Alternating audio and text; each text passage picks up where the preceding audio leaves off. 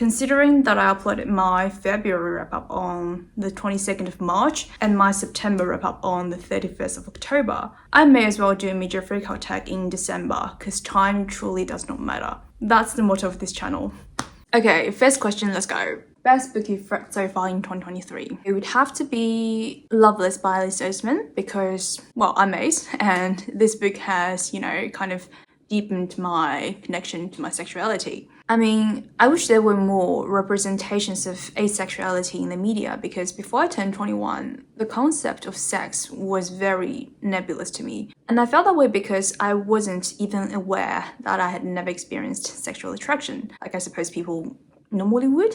I don't know. For me, I just felt something was a bit off, and I couldn't articulate my feelings towards sex, like in general. It's like, instead of sex, I might as well have a piece of cake. And I'd heard about asexuality many years ago, and subconsciously I knew that might be the right label for me, but it was hard for me to come to terms with being ace. Like, I was resisting it because it sounded like being abnormal.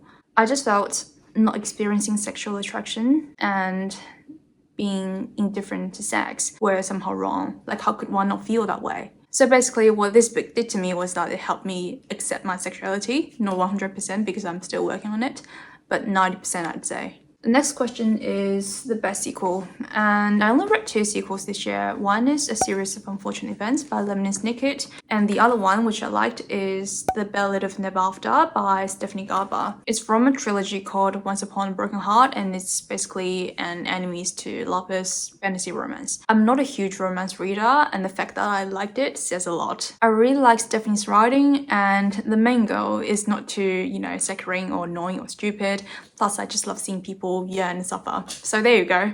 Moving on to new releases you haven't read yet but want to. I don't know. Let me just do a quick Google search. Oh wait, no, I do have one in mind. It's the new Murakami book. It's, what's that called? The City and Its Uncertain Walls. Okay, I just read the synopsis on Wikipedia and I couldn't find one in English. I mean, it hasn't been translated into English yet. I just don't think the synopsis is well written because it's so confusing. Or I should say because it's Murakami, of course it's confusing. What am I expecting? But what I'm getting from this is something like pure Nessie. And I just read some reviews on Amazon, like lots of positive reviews, and I'm quite excited about this one. Most anticipated release for the second half of the year. Well, it's already the 5th of December, so hard stop at 5. The next one is my biggest disappointment. Well, I could go on forever on this one. Alright, this one is a huge disappointment because I'm disappointed in both the book and myself.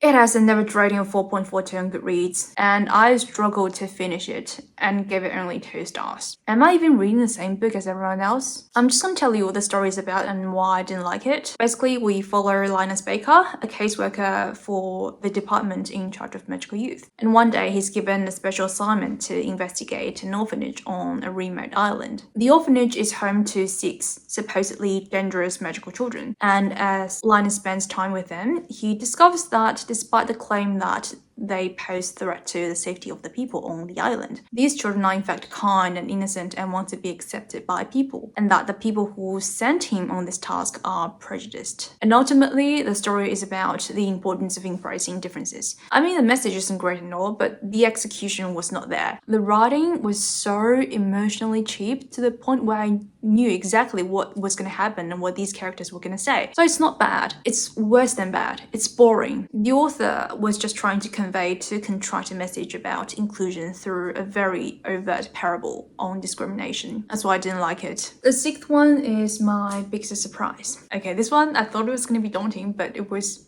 suspenseful. It's Great Expectations by Charles Dickens. It's actually my first Dickens novel and one of my favorite books. I read it in May or April and it has left such a lasting impact on me that I still can't put it into words. Great books are like mirrors because they show me the flaws in my personality in a very edifying way that makes me humbled and vulnerable. They make me reflect on myself, and Great Expectations is one of these books. And not only that, but Dickens' characters are so rich and interesting, and I can see why Dostoevsky and Tolstoy have great respect for him.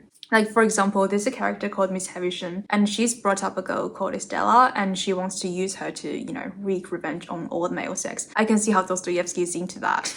Next one is my favorite author, favorite new authors. I talk about them a lot. Kazuo Ishiguro, Kawakami Miyako. Kazuo Ishiguro isn't entirely new to me, but I read his two of his most acclaimed novels this year and loved both. So that's how he became one of my favorite authors. I just love the way he tells a story because the tone is so inviting and so calm, but he manages to use a calm voice to tell you a bone-chilling story. And in his stories, he explores the part of humanity that one needs to relinquish in order to survive in the first place. And I just think that's so rare to see, in novels, and so precious. And then Kawakami Miyako. I like her because some of her main characters are asexual, and this aspect is integrated seamlessly into the narrative without making a grand statement. Like, it's just there and very organic. So yeah, let's move on to the next question. Newest fictional crush.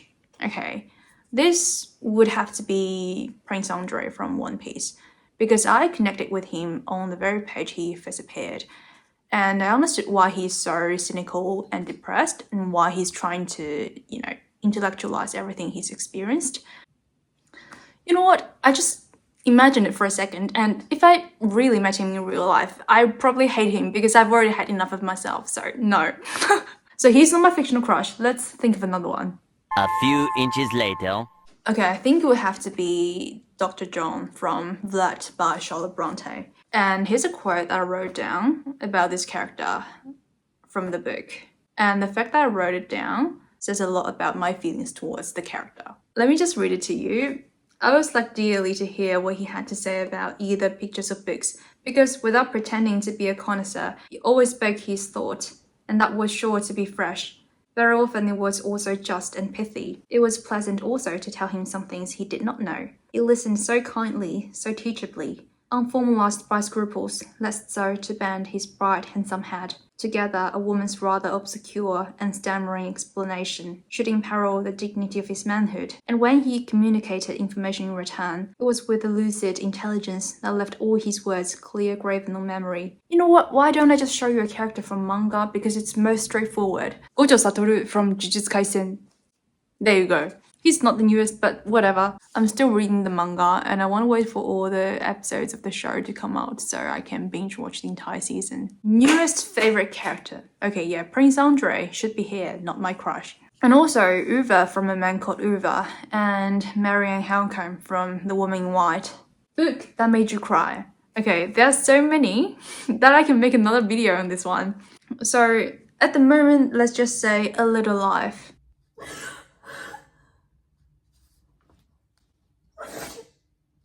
But I still don't know how I feel towards it because I just cried for one night and then just forgot about it. So I do hope I get to talk about this book in my future video though. Book that made you happy. The Master and Margarita. To be honest, I can't fully appreciate this book because I don't know enough about the Soviet Union and the background of this book, so I need to do some background reading. And also Schoolgirl by Dazai Osamu. I wouldn't say it made me happy because it's quite a melancholic story, but I think it's the multitude of emotions that it elicited from me that made me happy. Next one is the most beautiful book I've bought this year. There are too many, so let's just see. Okay, this is The Lonely Castle in the Mirror. I hope I get the title right. And it's sold in 2 separate volumes. This is the first volume and it's got 2 dust jackets. So this is the first one, that is the movie tie-in.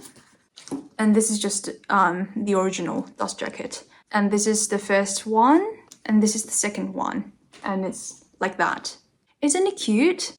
Obviously, this one's also beautiful because it's got illustrations inside. Like this one, and this. And I do like the cover of The Master and Margarita as well. What's a book you need to read by the end of the year? You know, at the beginning of the year, I made a list of 23 books that I want to finish by the end of this year. And there are many books on that list that I haven't read yet, and I don't think I'll be able to. But I only have one wish. The Brothers Karamazov, or the Karamazov Brothers. I'm now on page 282, and it's got almost 1,000 pages. I'll get it done. I said I'd make a reading vlog on this one, and I am. Last one, favorite book community member. Well, you! To those of you who've watched my videos, recommend me books, left me comments. Appreciate each one of you. You're my favorite book community members. Alright, that's it. Thank you for watching and I hope you have a wonderful rest of your week.